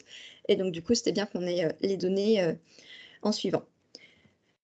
Tout ce travail donc, a permis d'aboutir à la mise en place d'un dispositif qui est pérenne, donc avec la mise en place d'un crapaud-duc. Donc là, en fait, c'est la carte vue du dessus, avec là les 2 crapauds-ducs, parce qu'on en avait 2 finalement, qu'on souhaitait mettre en place. Alors je dis qu'on souhaitait mettre en place parce que finalement, on n'a pu en mettre qu'un seul en place, qui est ici celui en rouge, que vous voyez ici en photo. Donc ici, on a la grille en fait qui permet aux crapauds qui viennent du nord, là, enfin du haut, de tomber. Et puis leur passage va là avec un puits de lumière parce que sinon le trajet était trop long et que les crapauds, quand c'est trop, qu'il n'y a pas de puits de lumière, ils passent pas. Et puis après, il y avait un reste de tunnel pour finir le bout de route qui arrivait jusqu'au niveau des serres et après, ils traversaient jusqu'au point d'eau. Puis un petit panneau de sensibilisation ici. Là, c'est la vue du crapaud-duc, donc en dessous. Donc celui-là, on a pu le mettre en place et celui-là, malheureusement, on n'a pas réussi la négociation avec le propriétaire et donc le crapaud-duc n'a pas pu être mis en place. Et donc c'est là que j'en arrive à dire les bien, les moins bien. Donc ce qui était vraiment très bien par rapport à ce projet donc, de crapaud-drome duc, c'est tout ce qui est travail en réseau, la collecte de données, les informations qu'on peut avoir, qu'on peut échanger. Donc, on a beaucoup travaillé avec d'autres associations qui avaient mis en place déjà ce type de dispositif, le département et le parc. Il y a eu un énorme travail pour l'acceptation sociale parce que le crapaud part pas vraiment avec un avantage crapaud glamour. On va dire qu'à l'état adulte, il y a très peu de personnes qui pensent encore que le crapaud, c'est le prince charmant. Donc, c'est vrai que ça passait assez mal. On avait même des gens, pendant qu'on collectait ou qu'on mettait en place le crapaudrome qui, quand nous voyaient, accéléraient exprès pour être sûr d'écraser le crapaud devant nous. Donc, le début, c'était plutôt comme ça. Donc, importance beaucoup de la communication, de toutes les sensibilisations qui ont pu être faites, et mobilisation donc, des bénévoles et des riverains pour une réelle acceptation sociale en fait, et du projet. Un lien avec les propriétaires donc, qui est très très important. On l'a surtout vu avec ce propriétaire-là où tout se passait bien tant qu'on mettait en place les crapaudromes. Donc lui, derrière, c'est un champ, mais avec des truffières qui donnent beaucoup. Et tant qu'on mettait les crapaudromes, ça allait. Et en fait, quand on a changé d'interlocuteur avec un agent du département, lui, il est plus arrivé en mode, c'est pas une négociation, c'est comme on fait d'habitude quand on doit faire les routes. En gros, on dit qu'on veut faire et on fait. Et le propriétaire a été complètement braqué. Et en fait, on a eu une fin de non-retour, genre, bah non, mais en fait, j'en veux plus d'autres projets, je veux pas de crapaud-duc qui passe chez moi. Donc voilà, c'est vraiment faire hyper attention à tout ce qui va être communication avec les propriétaires et finalement éviter de changer d'interlocuteur pour X raisons. Différentes attentes aussi entre le département et puis bah, la LPO ou même le département service route. Par rapport, par exemple, à la grille là, qui était posée pour le crapaud-duc, nous, c'était vraiment pour que les crapauds puissent passer sans problème et faire leur migration. Et c'est vrai qu'il y avait énormément d'attentes côté route, sur tout ce qui était législation pour qu'une voiture passe, un enfant et pas le petit qui tombe dedans, etc. Donc, il a fallu concilier les attentes de tout le monde pour avoir un dispositif qui était quand même efficient pour les crapauds et pas dangereux pour les humains, les voitures, etc. Avec tout ça, on arrive quand même à un dispositif fonctionnel, donc on continue le suivi. Donc ça a été installé en 2019, donc on fait le suivi depuis. Et on a bien des crapauds qui passent sans problème, mais pour autant, on a un retour mitigé de la population qui, malgré l'acceptation qu'il y avait eu sur le projet, a l'impression qu'il y a moins de crapauds, mais en fait, on a moins de crapauds de manière générale partout dans le Lot et même ailleurs. Donc voilà, il y a pas mal de monde qui tend à croire que c'est du fait du crapaud-duc, alors que pas du tout. On a une repro qui est encore très très bonne. Un autre projet donc, qui a été mis en place, c'était les écuroducs. Donc là, avec pareil l'appel à témoignages, on a eu énormément de retours sur les écureuils. Et les écureuils, alors soit qui traversaient, ou les gens, là, le niveau acceptation sociale, c'est top, hein, ou les gens pilent parce qu'ils ne veulent pas écraser l'écureuil, ou alors ils les voient malheureusement écraser, puis ça les émeut un peu plus que les crapauds. Et donc, on avait pu établir une carte avec vraiment 2 zones où il y avait plus de collisions, donc c'était Vers et Cajarc. Donc, on est allé faire pas mal de visites préalables du site, des sites pour voir exactement où étaient les continuités, les corridors, les zones de collision et voir ce qu'on pouvait mettre en place. Donc, on a travaillé avec le parc et le département. Donc là, c'était nos débuts, on va dire, où on voyait la route, on voyait où est-ce qu'allait, où passaient globalement les écureuils et qu'est-ce qu'on pouvait tenter de mettre en place. Donc là, on imaginait nos petits écuroducs. Donc un écuroduc, c'est vrai que je n'ai pas précisé, c'est en gros un câble qui est installé en hauteur, donc dans les arbres, et qui permet aux écureuils donc de traverser la route, mais en étant en hauteur. Donc c'est purement arboricole, un écureuil, donc il va rester dans les arbres sans avoir à descendre sur la route. Il passe juste sur la corde et comme ça, il va de l'autre côté de la route sans jamais avoir de risque de se faire écraser. On est rentré assez rapidement en lien avec l'association Coab, qui du coup est une association qui installe en l'occurrence des écuroducs. Ils sont basés dans l'Hérault, mais ils travaillent sur toute la France. Et on a commencé très tôt les contacts avec les mairies et les propriétaires aussi pour savoir ce qu'on pouvait mettre en place et qui était plutôt réfractaire ou d'accord pour ne pas se retrouver avec la même problématique que ce qu'on avait eu pour notre deuxième crapauduc. Donc là, c'est une photo où on a mis en place l'écuroduc de Caja. Alors je dis on, c'est Coab qui installe, qui pose l'écuroduc. Donc là, en fait, c'est cette corde-là, c'est un sorte de tendeur multibrin, donc qui est élastique, qui est à plus de 7 mètres de hauteur pour respecter les gabarits routiers et donc qui permet vraiment aux écureuils de passer. Ça a un diamètre de 33 mm, donc c'est quand même assez épais. Ils se sont rendus compte que s'ils prenaient un diamètre plus fin, en fait, si en dessous il y a par exemple, un camion qui passe, l'écureuil n'a pas assez d'attache pour rester et risque d'être pris et de tomber et de se faire écraser par la voiture d'après. Donc c'est pour ça que c'est assez grand. Pour ce projet, ce qui a été très important, c'était le lien avec le département, donc le service environnement, mais aussi énormément avec le service des routes, qui nous ont beaucoup apporté pour tout ce qui était demande d'autorisation pour bloquer une route, pour vérifier par rapport à toute législation sur les gabarits routiers, qui étaient présentes à chaque fois pour les pauses, pour bloquer la route, pour être sûr que on puisse poser en toute sécurité. Donc le lien avec le département était vraiment primordial. Le lien avec l'association Coab aussi pour la pause et puis pour l'étude, parce qu'une fois qu'on avait choisi nous directement les sites, parce que voilà, c'était la zone où il y avait le corridor, la zone la plus pertinente par rapport aux collisions, eux sont venus aussi pour faire l'étude des arbres, pour être sûr que le dispositif tienne et que les arbres puissent tenir même en cas de vent ou autre le choc, on va dire, lié à l'installation de ce dispositif. Et à ce jour, donc, il y a un suivi qui est réalisé via des pièges photos avec un relevé mensuel. Donc, il y a un piège photo qui est installé. Donc, ici, il y en a un. Et sur l'autre site, pareil, il y en a un qui est mis en place. Et on a eu la bonne surprise de voir que les deux dispositifs ont été utilisés très rapidement par les écureuils. Donc, les dispositifs ont été installés fin novembre 2021.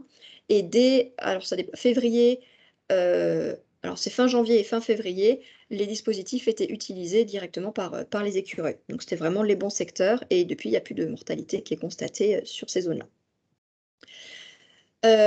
Donc voilà, là c'est sur l'autre secteur, celui de Verse, où on a donc une photo avec l'écureuil qui descend de son arbre et puis après on a un petit film où il traverse tranquillement sur l'écuroduc avant d'atteindre le point suivant. Donc la communication a été très importante. Là aussi, on a fait des animations grand public et scolaires. Il y a eu un excellent retour de la part de tout le monde. Et il y a eu on s'est vraiment rendu compte de l'importance du capital sympathie de base de l'espèce par rapport à ce qu'on avait vécu pour les crapauds. C'est-à-dire que l'écureuil, c'est l'animal aimé de tous, notamment par rapport aux crapauds. Et ça a tellement bien marché qu'en fait, les gens continuent de nous envoyer plein de témoignages et qu'on a des mairies qui nous ont contactés pour voir s'il était possible chez eux aussi de mettre des écuroducs en place. Donc, c'est vraiment un projet qui va perdurer dans le temps et pas forcément qu'à l'échelle du parc. Et donc, le dernier volet que je voulais présenter, c'est que comme on ne peut pas mettre non plus des dispositifs tels qu'un crapauduc ou qu'un écuroduc en place partout, on avait aussi choisi de faire des panneaux de sensibilisation. Donc là, on avait deux types de panneaux de sensibilisation. À droite, un plutôt pour les amphibiens, notamment les salamandres, et un à gauche, c'était un peu pour tout le monde. Donc on avait mis écureuils, effraies et autres. On les a installés donc en lien avec la carte que je vous montrais au début.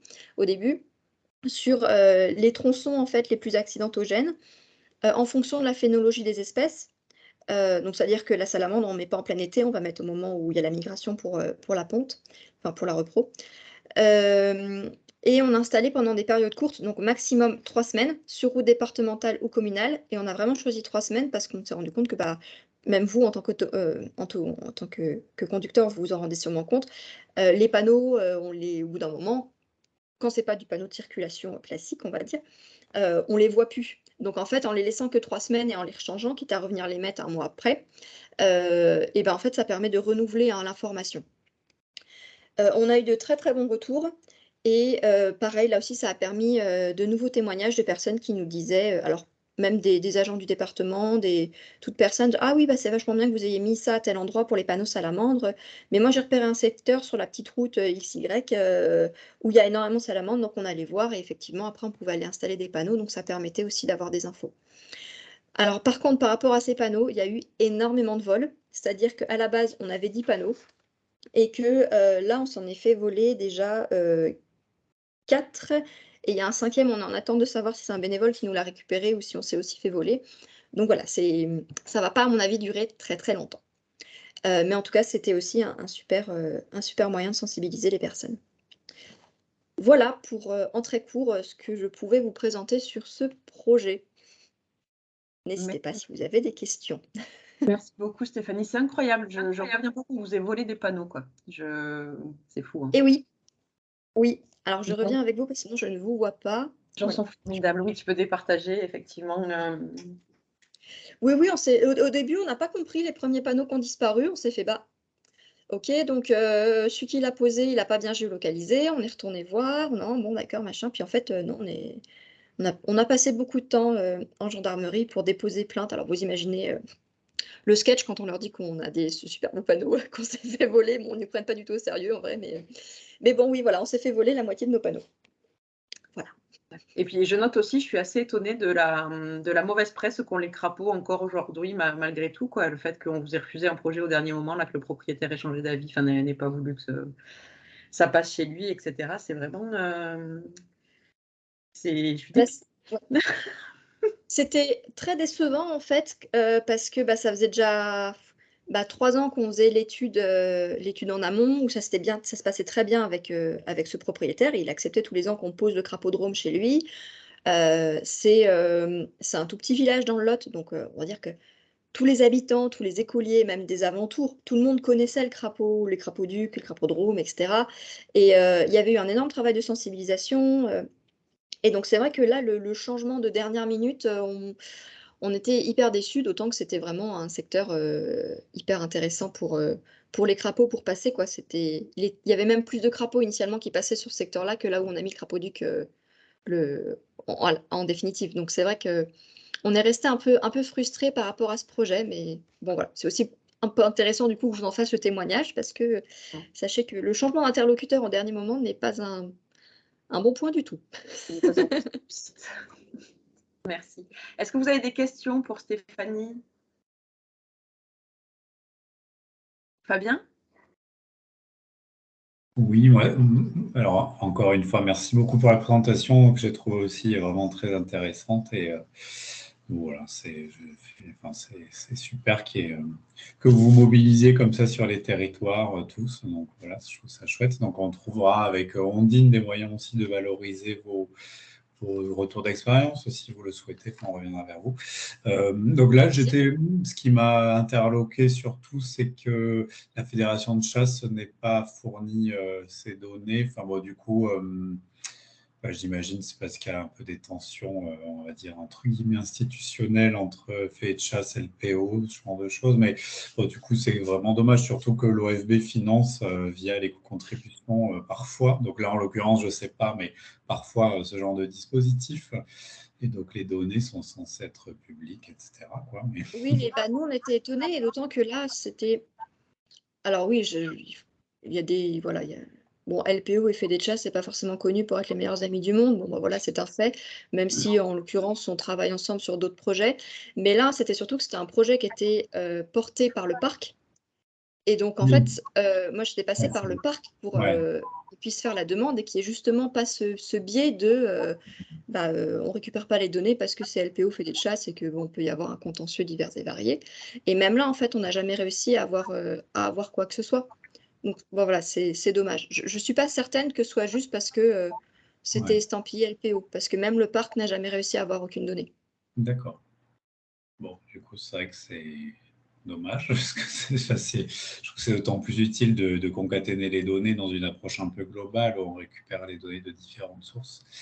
Bon, et puis, je voulais aussi signaler, il y a un protocole national sur les collisions qui est porté initialement par le MNHN et l'UMS Patrinat, donc qui est coporté, qui est animé par le ministère, la DGITM, donc qui est en charge des transports au ministère et notamment qui a vocation à se déployer sur les réseaux routiers nationaux. Donc je ne sais pas si vous avez eu des données sur le réseau routier national également, mais c'est aussi une source de données qui peut avoir vocation aussi à se déployer dans les départements qu'ils souhaiteraient sur leur réseau routier propre. Donc, ça peut aussi faire partie potentiellement des démarches de se renseigner un peu plus sur ce protocole et peut-être de convaincre les départements de le déployer également, donc, qui consiste donc à mobiliser les collègues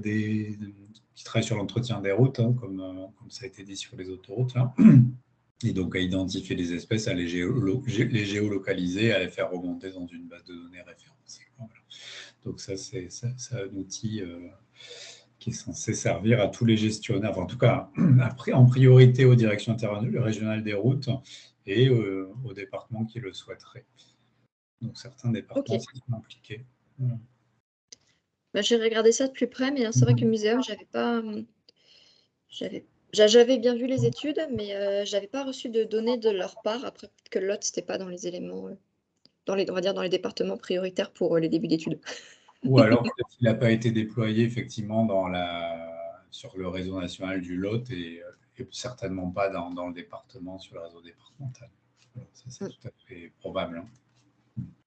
Ok, j'avais demandé il y a quelques temps, c'est vrai que petite piqûre de rappel, c'est pas mal, je retournerai voir ça. Je leur redemanderai, merci. On voit que les données, c'est vraiment toujours le nerf de la guerre et c'est pas facile à récupérer. C'est du temps, c'est de la mobilisation des personnes et c'est vrai que c'est des choses qui sont compliquées. Ondine, j'avais vu que tu avais levé la main tout à l'heure, mais je ne sais pas si c'est toujours d'actualité. Oui, non, c'était juste pour rebondir, mais du coup, j'étais en train d'écrire dans le chat. C'est par rapport aux données des fédérations du coup, des chasseurs. Je ne sais pas si vous avez contacté départemental ou régional, mais je pense qu'il faut contacter plutôt régional et notamment Antoine Berceau qui gère, il me semble, la centralisation des données via Fauna. Parce que du coup, je suis allée regarder sur le site via Fauna. Et il y a des données qui datent de mai 2022, donc ça pourrait être intéressant quand même de récupérer ces données parce qu'elles sont récentes, donc c'est toujours bon à prendre. Et je pense qu'il faut contacter Fédération régionale d'Occitanie et pas les fédérations départementales. Et c'est Joanne Roy qui s'occupe aussi de ce programme via Fauna, alors peut-être pas forcément des données, mais qui du coup le pilote un peu de ce programme au niveau de les fédés départementales. Il y a du coup de la fédération régionale sur ce projet, je crois. Je sais pas si j'étais en contact direct avec lui pour justement pour tout le début. On avait on avait eu 2 stagiaires en même temps et donc qui travaillaient sur des sujets qui étaient à peu près similaires. Et donc en fait, l'idée c'était qu'à chaque fois on fasse des réunions tous les 4. Donc Johan qui était maître de stage, moi aussi, et puis nos 2 stagiaires pour pas qu'il y ait des doublons ou voilà, pour que ce soit logique à la fin qu'on en retire quelque chose. Et c'est le moment où on a le mieux réussi à travailler ensemble en fait, via le travail des stagiaires. Pour les données, on avait demandé à la départementale qui, elle, nous avait dit nous, on n'a rien en informatique, on a tout sur papier et franchement, on n'a pas plus envie. Et après, on a tout demandé en régional. On a même eu une convention qui a été mise en place pour récupérer les données, mais on n'a jamais eu de données. Donc, non, on avait vraiment poussé quand même le truc pour recevoir les infos. Ok, c'est incroyable. Ok. Marine ?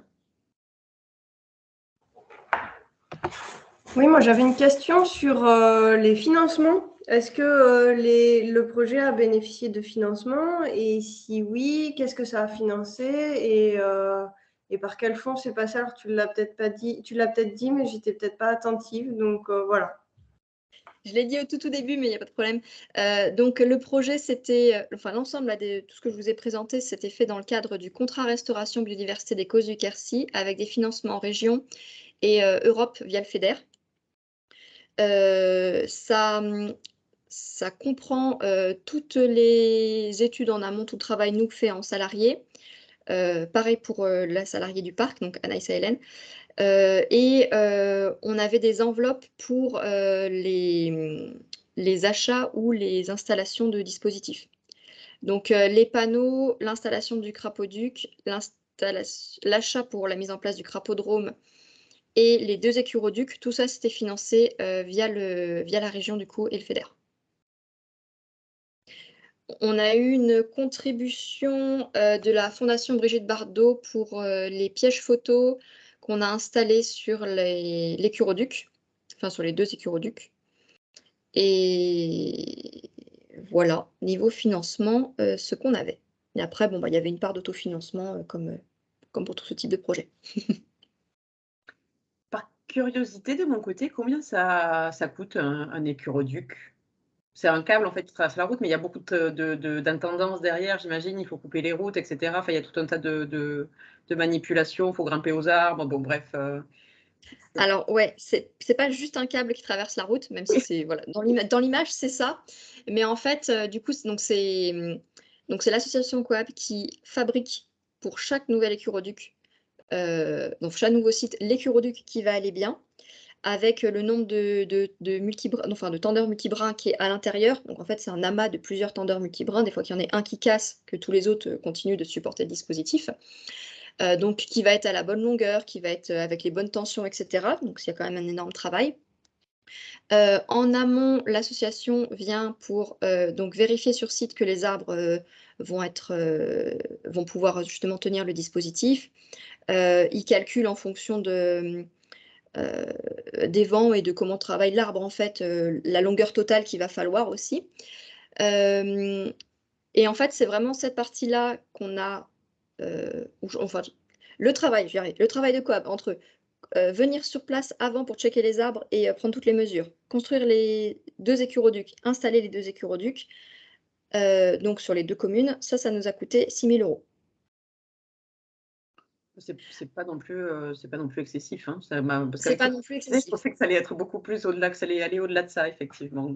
Là, c'est vraiment la prestat de Coop. Après, dans ces 6 000 € ne sont pas pris en compte. Du coup, nous, le travail qu'on a fait en amont de trouver les sites, donc toutes les études avant, et c'est pas pris en compte non plus la com, les sensibilisations, tout ça, et n'est pas pris en compte aussi le travail réalisé par les agents du département pour nous aider sur la partie bloquer les routes ou faire toutes les démarches auprès du préfet pour demander justement que la route soit bloquée, etc. Non, mais ce que je te demandais, c'est effectivement le coût du dispositif en lui-même. Et voilà, pour avoir un ordre d'idée, je te remercie. Fabien, tu as toujours la main levée, mais je ne sais pas si tu as une autre question ou si tu ne l'avais pas baissée. Non, je n'ai pas baissé. D'accord. Est-ce que vous avez d'autres questions du coup pour Stéphanie avant qu'on conclue? Sachant que vous pourrez prendre contact directement entre vous ensuite. Hein, vous avez les coordonnées, vous avez vu dans les précédents mails et dans celui que je vais vous envoyer encore avec les présentations qui ont été faites aujourd'hui suite à ce café pour prendre des contacts directement pour approfondir les échanges. N'hésitez surtout pas, en tout cas, même après, à revenir vers moi si vous avez des questions, parce que comme c'est vrai que c'est à chaque fois des grosses actions, mais que là, je vous ai fait tout en très succinct. Enfin, si vous avez des questions, n'hésitez pas. Je répondrai autant que possible et avec plaisir. Merci Stéphanie. Je vois que Marine a du coup une autre question. Oui, ça m'est revenu du coup. C'était à propos du crapodrome. Je voulais savoir, ça dure combien de temps de mettre en place un crapodrome? Il faut le laisser combien de temps pour que ce soit efficace? Et combien de personnes ou d'associations ça mobilise? Enfin, j'imagine qu'il doit y avoir un grand réseau de bénévoles parce qu'il faut relever les seaux tous les jours. Oui, il faut relever les seaux tous les jours. Alors, l'étude doit se faire pendant 3 ans. pour pouvoir justement voir où sont les flux migratoires. Donc, c'est aussi de longue durée. Ça se fait sur à peu près 2 à 3 mois. Ça va dépendre en fait de là où vous êtes situé. C'est en gros entre janvier et mars. Mais voilà, si vous êtes dans des zones plus froides, où les températures changent plus ou moins, on va dire, ou si le printemps vient plus tôt, les crapauds vont commencer à migrer plus tôt. Donc en fait, il faut s'adapter. C'est pas au 15 janvier, on est sûr qu'on le met, quoi. Il y a des années, on le mettait au 3 janvier, on a commencé, et des années, on l'a mis au 4 février. Donc ça dépend, mais après, c'est globalement entre 2 et 3 mois, on laisse le crapaudrome en place. Là, il y a des relevés tous les jours, matin et soir. On a une 50aine de bénévoles qui étaient présents tout le temps et qui se relayaient en fait pour faire ces relevés. Et donc c'était surtout des bénévoles LPO ou des bénévoles en fait des habitants qui simplement avaient le crapaudrome qui passait, comme ils allaient faire leur balade tous les soirs, ils s'étaient rajoutés au projet parce que comme ça ils trouvaient ça sympa d'aller voir les crapauds qu'il y avait à côté. Voilà. J'ai répondu à toutes les questions ou pas du coup? Un petit doute. Ouais, merci, c'était Ouais, bien. ok. Merci beaucoup. Nickel.